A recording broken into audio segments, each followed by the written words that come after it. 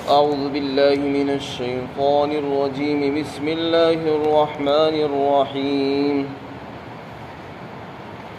يا أيها النبي قل لأزواجك إن كنتن تردن الحياة الدنيا وزينتها فتعالين أمتعكن وأسرحكن سراحا جميلا وإن كنتن تردن الله ورسوله والدار الآخرة فإن الله أعد للمحسنات منكن أجرا عظيما.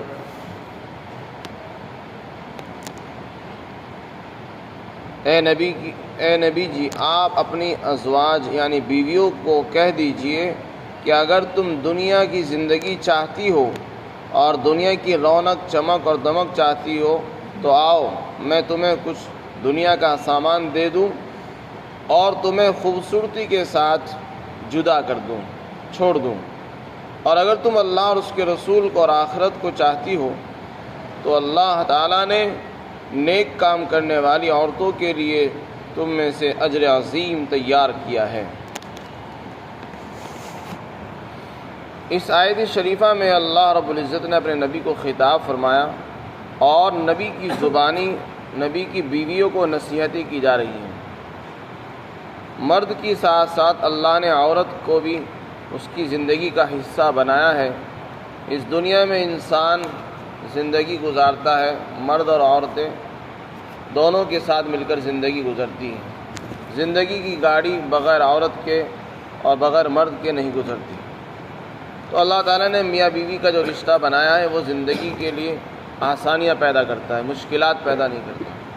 اور جب یہ رشتے مشکلات پیدا کرنے لگے تو زندگی دشوار ہو جاتی ہے اور وہی اس کو گھٹن اور پریشانی کا سبب بننے لگتی ہے. اللہ نے جو رشتے قائم فرمائے ہیں وہ آسانی کے لیے، تاکہ شوہر کو بیوی سے، بیوی کو شوہر سے سکون ملے اور دونوں سکون اور عافیت کے ساتھ زندگی گزاریں، اللہ اور اس کے رسول کو راضی رکھیں اور اپنے کاموں کو انجام دے دیں. تو نبی پاک صلی اللہ علیہ وسلم بھی دنیا میں بہت اونچے مقصد کے لیے تشریف لائے تھے. اگر اس مقصد میں خلل ہوگا، ظاہر سی بات ہے تو وہ رشتہ بے بنیاد اور بے مقصد ہو جائے. رشتے اس لیے قائم نہیں ہوتے کہ شوہر کی زندگی کو مشکل میں ڈالا جائے، یا رشتے اس لیے قائم نہیں ہوتے کہ کسی کی بیٹی کو ستایا جائے اور پریشان کیا جائے. کچھ اسی طرح کا واقعہ ازواج مطہرات کے ساتھ بھی پیش آیا. اللہ کے رسول صلی اللہ علیہ وسلم کے 9 بیویاں تھیں، جن میں حضرت عائشہ صدیقہ رضی اللہ عنہا اور حضرت حفصہ، حضرت صفیہ، حضرت جویریہ، حضرت میمونہ اور حضرت زینب بنت جحش، حضرت ام سلمہ اور حضرت ام حبیبہ. یہ ازواج مطہرات تھیں، یہ آپ کے نکاح میں تھی. ایک مرتبہ تمام بیویوں نے کیا کیا، مشورہ کیا اور سب نے ایک رائے پیش کی اور یہ کہا کہ کیسر اور کسریٰ کی بیویاں تو بڑے سج اور دھج کے رہتی ہیں، بڑے شان بان کے ساتھ رہتی ہیں، اور ہمارے پاس کھانے کو کبھی ہوتا ہے کبھی نہیں ہوتا. یعنی خرچوں کی شکایت کی کہ ہمیں جو خرچ ملنا چاہیے وہ پورا نہیں مل پا رہا، ہمیں اور خرچ چاہیے. اور ہم بھی اس طرح رہنا چاہتی کیونکہ ہم تو نبی کی بیویاں ہیں، اور جیسے سرداروں کی بیویاں رہتی ہیں پوری شان کے ساتھ، ملکہ کہلاتی ہیں، تو ہم تو نبی کی بیویاں ہیں، ہم بھی تو ملکہ کہلاتی ہیں، ہمیں بھی شان بان کے ساتھ ہونا چاہیے. تو اس کے لیے خرچ بھی چاہیے، اس کے لیے بناؤ سنگار بھی ہے، اس کے لیے کپڑے بھی اچھے اچھے ہونے چاہیے. یعنی ہر چیز مطالبات انہوں نے پیش کیے. نبی پاک صلی اللہ علیہ وسلم کی زندگی تو آپ نے دیکھی ہے کہ کیسی قناعت کی زندگی تھی کہ اللہ نے جو دے دیا بس اسی میں گزارا. تو اللہ کے رسول تو اس مقصد کے لیے نہیں آئے تھے کہ دنیا کی رونق اور دنیا کی زینتوں کو اکٹھا کر کے اور ان کو اپنے گھر میں بسائیں. آپ تو دین اختیار کرنے کے لیے آئے تھے، دین لے کر آئے، دین کو بانٹنے کے لیے آئے. جب انہوں نے یہ مطالبہ کیا تو آپ پریشان ہوئے اور آپ بہت ناراض ہو گئے، اس سے تنگ بھی ہو گئے، پریشان بھی ہو گئے. اس لیے کہ اگر وہ اس کام میں لگتے تو مقصد فوت ہو جائے گا. اور یہی ہو رہا ہے. جب عورت شوہر سے بیجا مطالبات کرتی ہے کہ مجھے یہ بھی چاہیے، مجھے وہ بھی چاہیے، تو پھر شوہر کی زندگی کے سکون ختم ہو جاتے ہیں، اور وہ بیچارہ ان کے مطالبات کو پورا کرنے کے لیے کوششیں بھی کرتا ہے، لیکن اس کا سکون ضائع ہو جاتا ہے. عبادات میں فرق پڑتا ہے، زندگی پر بھی فرق پڑتا ہے. تو جب آپ سے اس طرح کے مطالبات کیے تو آپ ناراض ہو گئے، اور آپ نے قسم کھا لی کہ میں 1 مہینے تک ان کے پاس نہیں جاؤں گا. چھوڑ دیا. ساری ازواج پریشان. صحابہ اکرام میں چرچے ہو رہے کہ نبی علیہ الصلاۃ والسلام نے تو اپنی بیویوں کو طلاق دے دی. کوئی کہہ رہا کہ نہیں دی، کوئی کہہ رہا دے دی، کوئی کہہ رہا نہیں دی. اسی طرح آپس میں چرچے ہونے لگے. حضرت عمر رضی اللہ تعالیٰ عنہ کے سامنے بھی بات آئی. کہنے لگے میں خبر لے کے آتا ہوں کیا معاملہ ہے، صحیح بات ہو. چنانچہ وہ بے باک تھے، جری تھے، گئے دربار رسالت میں. پوچھا کہ یا رسول اللہ، لوگ یہ اس طرح کے چرچے کر رہے ہیں کہ آپ نے اپنی بیویوں کو چھوڑ دیا ہے، کیا یہ خبر صحیح ہے؟ آپ نے فرمایا کہ نہیں، میں نے طلاق نہیں دی. تو حضرت عمر نے پوچھا کہ کیا میں اس کا اعلان کر دوں، لوگوں کو بتا دوں تاکہ لوگوں کو غلط فہمی نہ ہو؟ آپ فرمایا کہ چاہو تو بتا دو. چنانچہ انہوں نے مسجد کے دروازے پہ کھڑے ہو کر لوگوں کو بتایا کہ آپ علیہ الصلاۃ والسلام نے اپنے بیویوں کو طلاق نہیں دی ہے، نہیں چھوڑا ہے. ویسے ہی قسم کھائی تھی کہ میں ان کے پاس نہیں جاؤں گا. گئے نہیں، 1 مہینے تک نہیں گئے.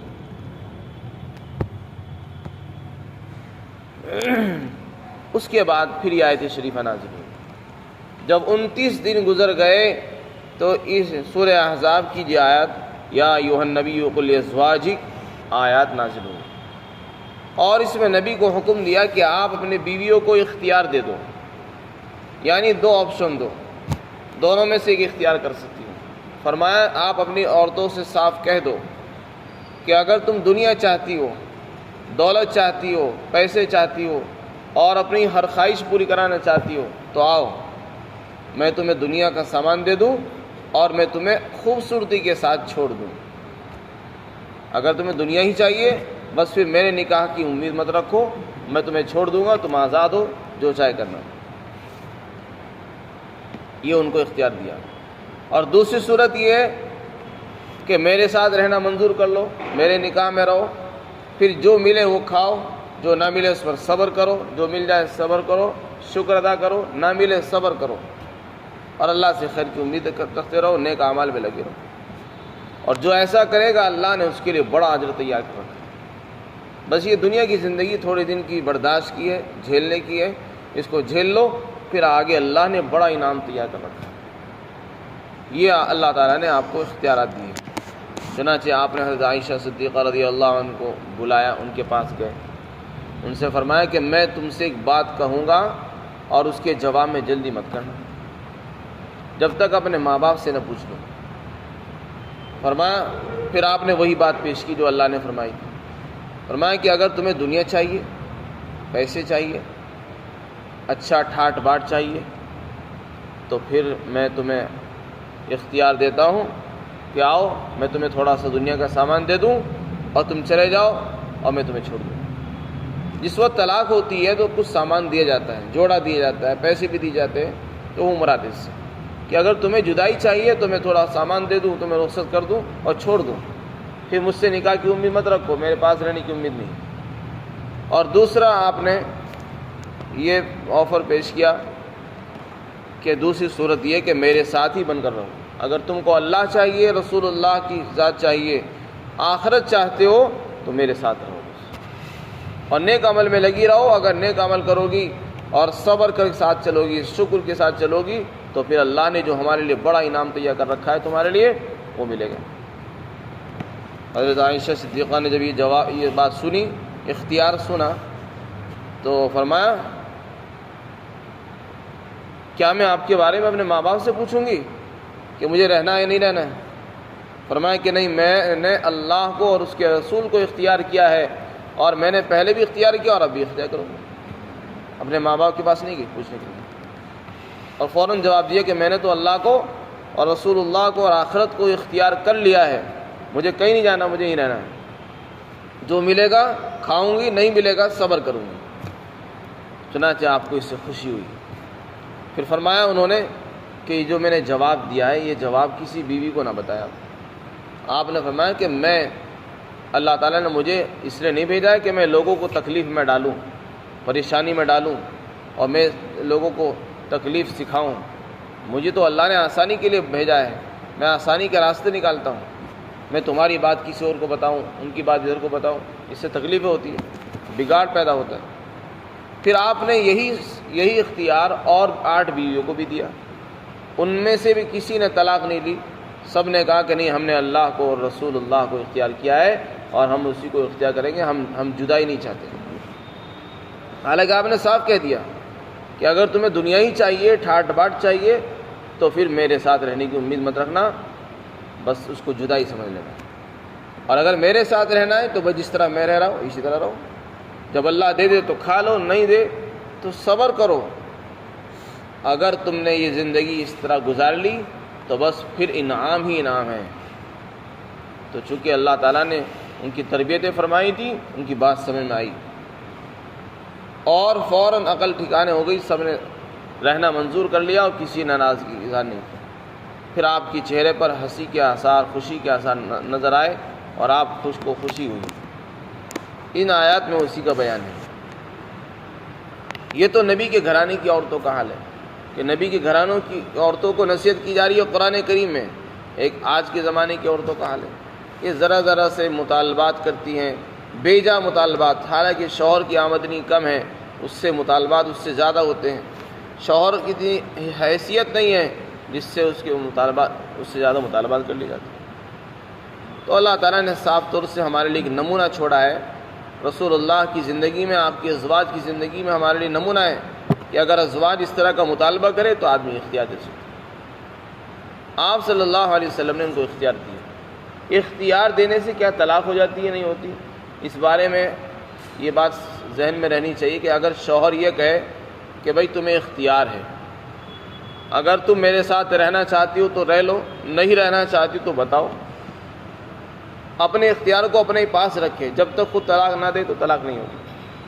اور ایک اختیار کا طریقہ یہ ہے کہ عورت کو کہہ دے کہ تمہیں دونوں راستے اختیار کرنے کا میں نے موقع دیا ہے، تم رہنا چاہتی ہو تو رہ لو، جانا چاہو چلے جاؤ۔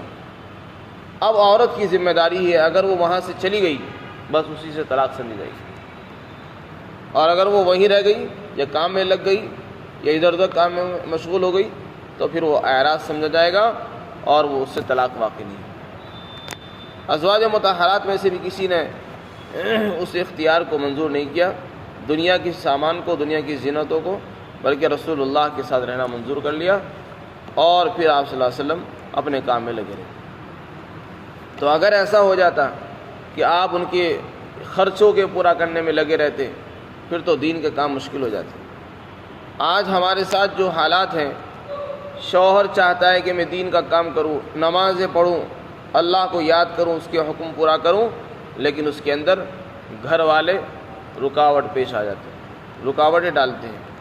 تو اللہ تعالیٰ نے ہم سب کو ان آیات میں یہ سبق دیا ہے کہ ہم اپنے گھروں کو سکون کا ذریعہ بنائیں، اپنے شوہر کے اوپر بے جا مطالبات نہ کریں اور ان کے اوپر اتنا بوجھ نہ ڈالیں کہ جس سے ان کی زندگی کے سکون غارت ہو جائیں۔ شوہر کی ذمہ داری ہے کہ وہ عورت کو سکون دے، اور عورت کی ذمہ داری ہے کہ اپنے شوہر کو سکون عطا کرے، اور وہ جب گھر میں آئے تو اس کو بے چین اور پریشان میں ڈالنا اور اس کے اوپر بے جا مطالبات کا بوجھ ڈالنا یہ مناسب نہیں ہے۔ اللہ تعالی ہم سب کو سمجھ بوجھ عطا فرمائے۔